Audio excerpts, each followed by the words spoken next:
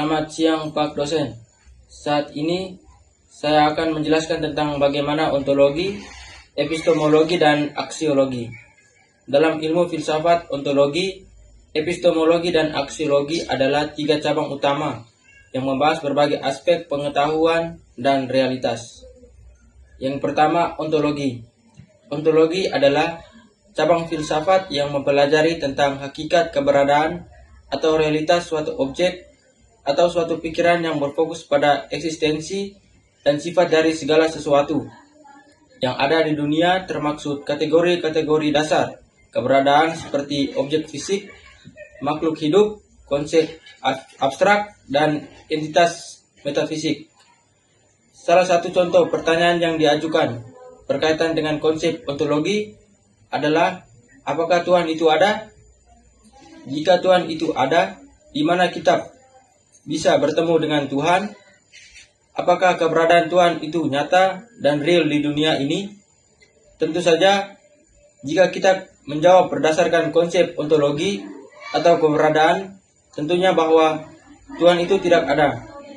Tetapi jawaban ini merusak, bahkan menghilangkan iman kita terhadap Tuhan.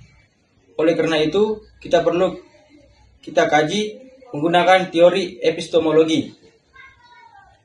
Yang kedua, epistemologi. Epistemologi adalah cabang filsafat yang membahas tentang pengetahuan dan bagaimana proses kita mengetahui sesuatu. Epistemologi memusatkan perhatian pada sumber batasan yang validas pengetahuan, termaksud masalah-masalah tentang kebenaran, keyakinan, dan pembenaran. Tentang keberadaan Tuhan, kita bisa menjawab dengan menggunakan iman dan kepercayaan kita sebagai makhluk yang beragama.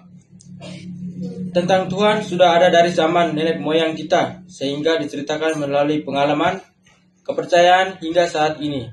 Sehingga walaupun kita tidak melihat Tuhan, kita tentu akan percaya bahwa Tuhan itu ada. Dalam konsep epistemologi, kita bisa menyatakan akan bahwa Tuhan itu ada. Dengan percaya pada Tuhan, tentunya nilai kebaikan, etika bisa kita terapkan dalam kehidupan kita. Yang ketiga, suatu cabang filsafat yang membicarakan tentang etika adalah aksiologi. Aksiologi mempelajari tentang nilai-nilai khusus, nilai moral dan estetika.